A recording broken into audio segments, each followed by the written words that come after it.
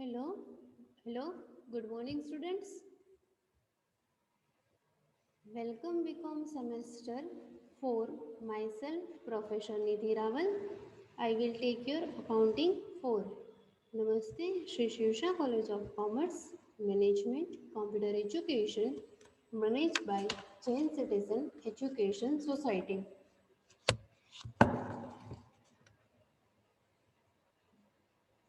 As a reference book, we are using B.S. Shah Prakashan.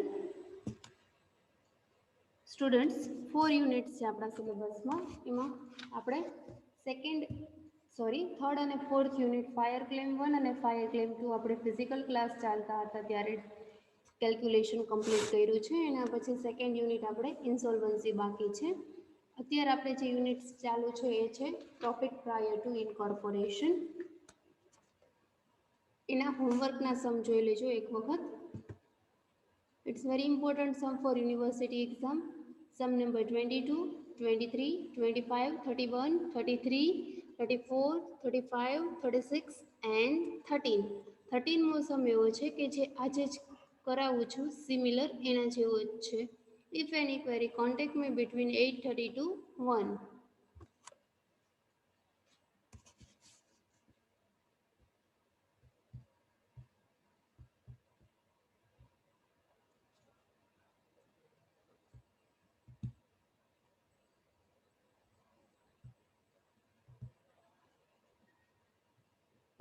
Page number 52, sum number 21. Book open રાખજો તમારી પાસે. નવી બુકના page number છે 52, sum number 21. Amount first સમજીએ, તેના પછી આપણે વર્કિંગ નોટ કરીશું અને લાસ્ટમાં આપણે સ્ટેટમેન્ટ પ્રિપેર કરીશું. First, Mehul Limited was incorporated to acquire running business of Rahul Brothers from 1/1/2020. Mehul limited છે એ રનિંગ બિઝનેસ છે રાહુલ બ્રધર્સનો ઇન્કોર્પોરેટ કરે છે. કઈ ડેટે? 1/1/2020. Account prepare on 31/10/2020. Account complete થાય છે 31/10. આ એવો સમ છે સ્ટુડન્ટ કે જેમાં તમને પ્રી પીરિયડ માટેની ડેટ આપી નથી. 1/1/2020 સ્ટાર્ટ થાય છે અને કમ્પ્લીટ થાય છે એકાઉન્ટ 31/10/2020. મિડલની ડેટ તમને આપી નથી. Given following information, prepared statement showing profit for pre-post incorporation period. Pre અને પોસ્ટ પીરિયડ માટે સ્ટેટમેન્ટ પ્રિપેર કરવાનું છે. આટલી ઇન્ફોર્મેશન આપણી પાસે છે. ફર્સ્ટ ડેટ આપી છે અને એકાઉન્ટ ક્લોઝ થાય છે એની ડેટ આપી છે. ત્યાં સુધી તમારે ઇનકોર્પોરેશન પ્રી પીરિયડ છે એની ડેટ તમને આપી નથી. હવે એના માટે આપણે શું કરવાનું છે? એમાં ફર્સ્ટ ઇન્ફોર્મેશન આપી છે ગ્રોસ પ્રોફિટ ₹1,60,000. ગ્રોસ પ્રોફિટ આપ્યો છે 1,60,000. Second information, profit on sales at 20% in pre-incorporation period. Pre-incorporation periodમાં સેલ્સ ઉપર પ્રોફિટ મળે છે 20%, 20%. Pre-incorporationમાં only. The sales up to the end of every month in pre-incorporation period was 25,000. Cells આપ્યું છે એક વર્ષ કમ્પ્લીટ થાય છે pre ઇન્કોર્પોરેશનનું 25,000. While in post incorporation period it was 50,000. પણ એનું પોસ્ટ ઇન્કોર્પોરેશનનું મંથલી સેલ્સ આપ્યું છે 50,000 અને પ્રી ઇન્કોર્પોરેશનનું મંથલી સેલ્સ આપ્યું છે 25,000. Up to the end of every month. The cost of goods sold in pre-incorporation period was 80,000. Cost of goods sold તમને આપ્યું છે પ્રી ઇન્કોર્પોરેશનનું 80,000. એને બેઝમાં લઈને એને બેઝ રાખીને પ્રી સેલ્સ આપણે ફાઇન્ડ કરવાના છીએ. એના પછી આપ્યું છે જે purchase consideration was paid on 1/7/2020. Purchase consideration paid કરે છે 1/7/2020. The profit and loss account include following details. Profit અને લોસ એકાઉન્ટની ડિટેલ પ્રોવાઈડ કરી છે. એના પછી નેક્સ્ટ આપ્યું છે The premises lease out company from 1/6/20 annual rent of ₹3,600. હવે ફર્સ્ટ આપણે કોઈ પણ સમ સ્ટાર્ટ કરીએ છીએ. સમ સ્ટાર્ટ થશે વર્કિંગ નોટથી. દરેક સમ અત્યાર સુધી આપણે કર્યા છે એમાં ફર્સ્ટ આપણે ટાઈમ રેશિયો ફાઇન્ડ કરી છીએ અને સેકન્ડ ટર્નઓવર રેશિયો ફાઇન્ડ કરી છીએ. પણ આ સમમાં તમને ટાઈમ રેશિયો ફાઇન્ડ કરવા માટે મિડલ ડેટ આપી નથી, એટલે ફર્સ્ટ તમારે ટર્નઓવર રેશિયો ફાઇન્ડ કરવો પડશે. ટર્નઓવર રેશિયો કેવી રીતે ફાઇન્ડ થશે? ટર્નઓવર રેશિયો કયો અથવા સેલ્સ રેશિયો કયો, બંનેનો મિનિંગ સિમિલર થાય છે. ફર્સ્ટ આપણે કરીએ છીએ ટર્નઓવર રેશિયો. એમાં આપણે લખીએ છીએ સપોઝ પ્રી સેલ્સ ઇઝ 100. પ્રીનું સેલ્સ આપણે સપોઝ કરીએ છીએ 100 માઇનસ સેકન્ડ પોઈન્ટમાં કીધું છે કે પ્રી સેલ્સ ઉપર પ્રોફિટ અર્ન થાય છે 20%. તો આપણે લખીએ છીએ -20% પ્રોફિટ. 100 માઇનસ 20 તો રિમેનિંગ આવે છે COGS, cost of good sold 80,000. COGS તમને મળે છે 80. 100 માઇનસ 20 સેલ્સ માઇનસ પ્રોફિટ એટલે આવે છે 100 માઇનસ 20 એટલે 80. હવે તમારી પાસે COGS મળી જાય છે 80. તો હવે તમારી પાસે COGS અવેલેબલ છે. કોસ્ટ ઓફ ગુડ સોલ્ડ તમને પ્રી ઇન્કોર્પોરેશનનું બુકમાં ચોથા પોઈન્ટમાં આપી દીધું છે 80,000. હવે તમે અહીંયા ત્રિરાશિ મૂકી શકો છો. કોસ્ટ ઓફ ગુડ સોલ્ડ 80, ત્યારે સેલ્સ કેટલું છે? Pre sales 100. તો COGS બુકમાં તમને આપેલું છે, COGS એટલે કોસ્ટ ઓફ ગુડ સોલ્ડ, બુકમાં આપ્યું છે 80,000. તો 80,000 એ કેટલા? 80,000 મલ્ટીપ્લાય 100 ડિવાઈડ 80 એટલે તમને પ્રી સેલ્સ મળે છે 1,00,000 રૂપિયા. એના પછીનો નેક્સ્ટ પોઈન્ટ નંબર 3 આપ્યો છે, એમાં કીધું છે sales up to the end of every month pre incorporation period monthly sales આપ્યું છે 25,000. ટોટલ સેલ્સ તમને પ્રી સેલ્સ મળ્યું 1,00,000. તો તમે ફોર્મ્યુલા મૂકી શકો છો total pre sales divide total monthly sales. Total pre sales 1,00,000 divide 25,000. 1,00,000 divide 25,000 એટલે તમને પ્રી સેલ્સનો રેશિયો મળે છે 4. Total pre sales divide total monthly cells.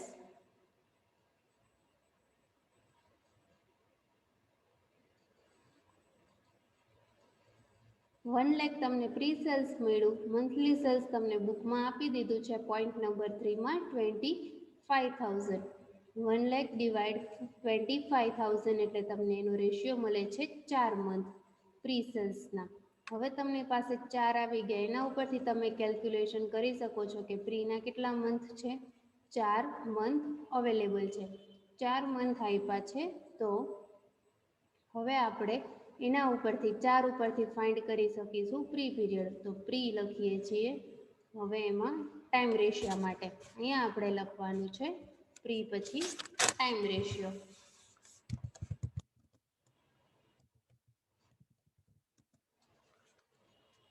પ્રીનો period 1/1 તમને ડેટ બુકમાં આપેલી છે 1/1/2020 થી 4 મંથ તમને મળી ગયા, એટલે 4 મંથ તમે કેલ્ક્યુલેટ કરો છો તો ગણી શકાય છે 30/4 સુધી. પણ આપણે 1/5 સુધી લખીએ છીએ, બંનેનો મિનિંગ સરખો જ થાય છે. 1/5 સુધી કેલ્ક્યુલેટ લખો તો પણ ચાલે છે અને 30/4 સુધી લખો તો પણ ચાલે છે.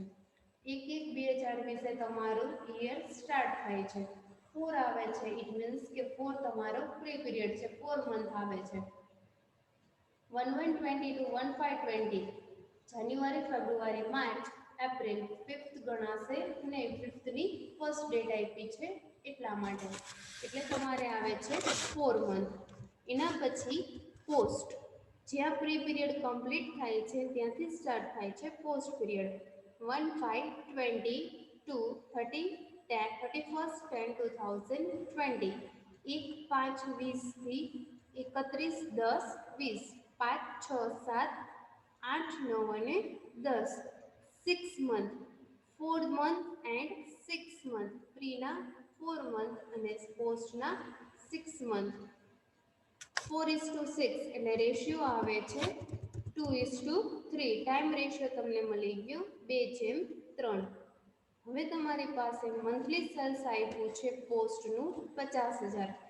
ઓલું ટોટલ સેલ્સ તમારી પાસે અવેલેબલ હતું પ્રીનું 1 લાખ, તો એને મંથલી સેલ્સ ડિવાઈડ કર્યા તો તમને મંથ મળ્યા 4. હવે એવી જ રીતે પોસ્ટનું મંથલી સેલ્સ અવેલેબલ છે અને પોસ્ટના મંથ અવેલેબલ છે, મલ્ટીપ્લાય કરે છો તો તમને મળશે પોસ્ટનું ટોટલ સેલ્સ. તો post sales is equal to monthly sales આપ્યું છે 50,000, તો પોસ્ટના કેટલા મંથ મળ્યા આપણને 6. 50,000 મલ્ટીપ્લાય 6, તો ટોટલ પોસ્ટ સેલ્સ આવે છે 3 લાખ. ટર્નઓવર રેશિયો હવે તમે મેળવી શકશો પ્રી જેમ પોસ્ટ. પ્રી જેમ પોસ્ટ એમાં આવે છે 1 લાખ પ્રી જેમ 3 લાખ પોસ્ટ.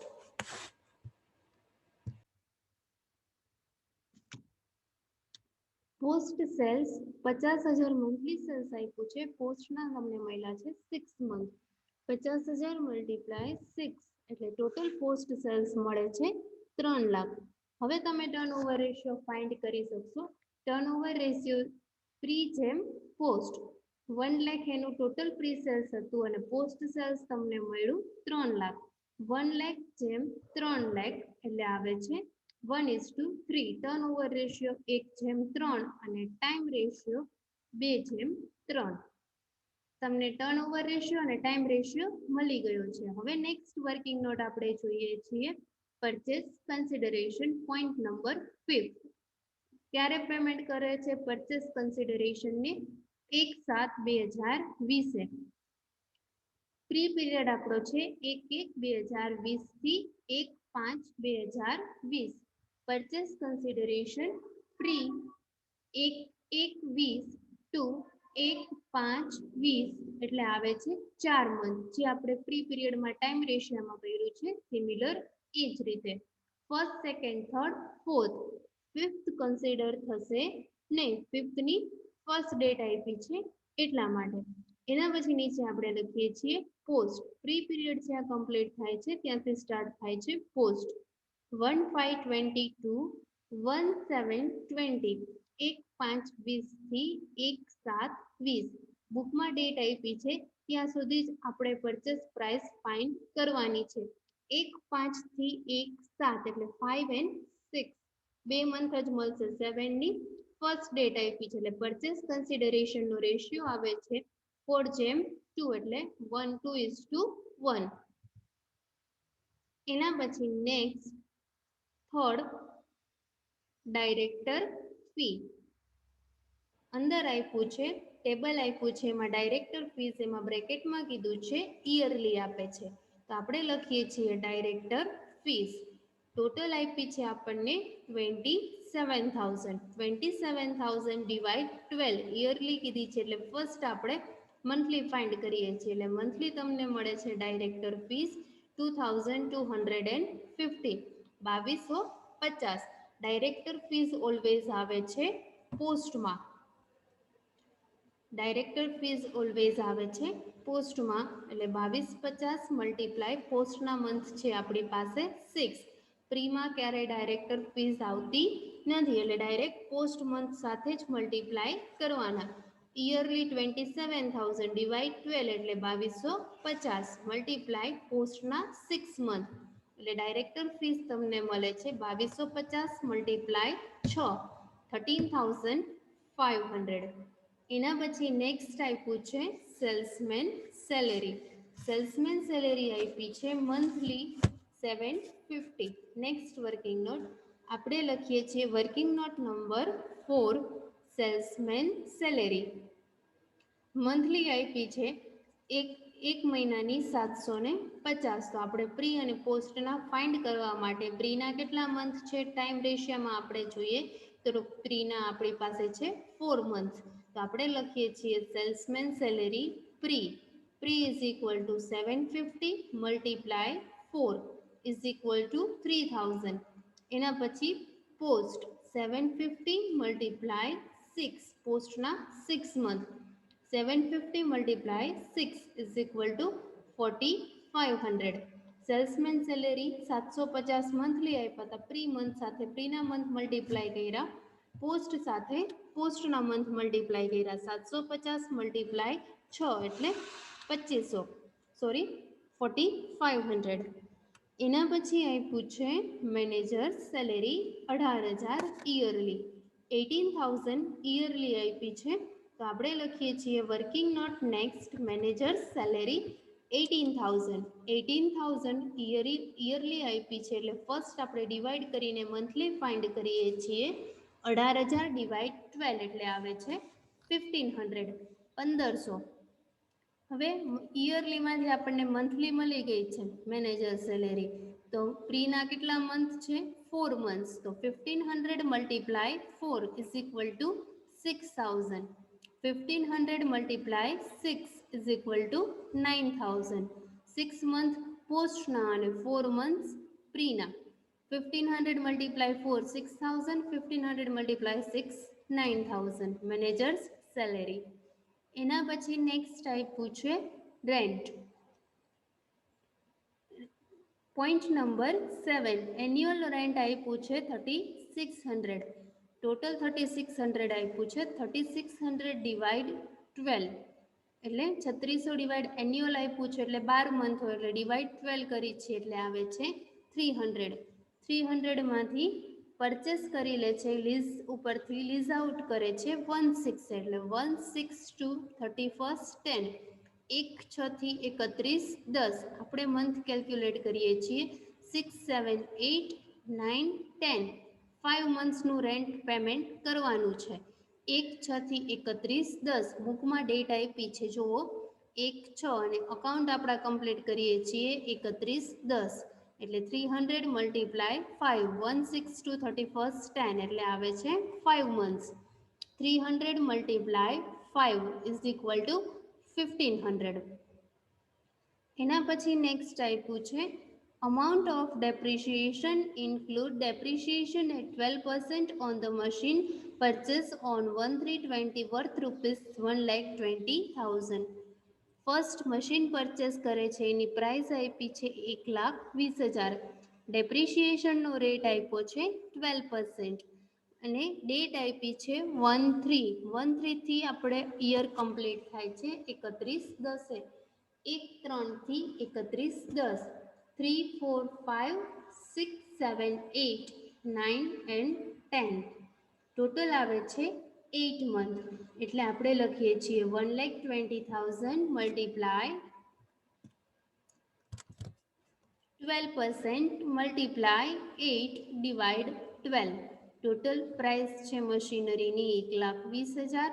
ડેપ્રીનો રેટ આપ્યો છે 12% મલ્ટીપ્લાય 12% મલ્ટીપ્લાય 1/3 થી 31/10 એટલે આવે છે 8 ડિવાઈડ 12 ઇઝ ઇક્વલ ટુ 9,600. અંદર બુકમાં તમને ડેપ્રિશિએશન આપી દીધો છે ટેબલમાં 15,300.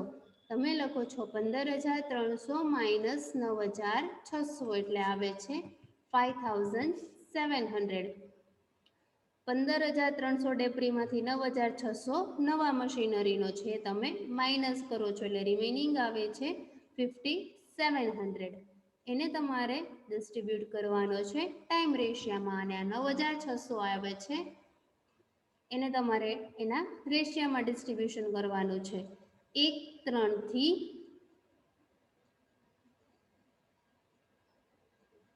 1/5 આપણો પીરિયડ છે 1/3 થી 1/5. 3 4 2 મંથ જ આવશે. 5ની ફર્સ્ટ ડેટ આપી છે એટલે પ્રી પીરિયડ આવી જશે. 1/3 કીધું છે એટલે 1/3 થી 1/5 આપણો પ્રી પીરિયડ કમ્પ્લીટ થઈ જાય છે એટલે 1/3 to 1/5 2 મંથ્સ. પોસ્ટમાં 1/5 to 31st 10 5 6 7 8 9 10 6 month. 2 month and 6 month. 2 is to 6 so that 1 is to 3.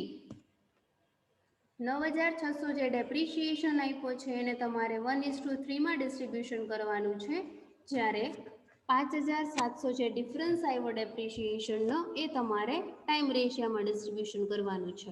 Working note અહીંયા બધી કમ્પ્લીટ થાય છે. નેક્સ્ટ સેશનમાં આપણે સ્ટેટમેન્ટ જોઈએ છીએ. Thank you very much.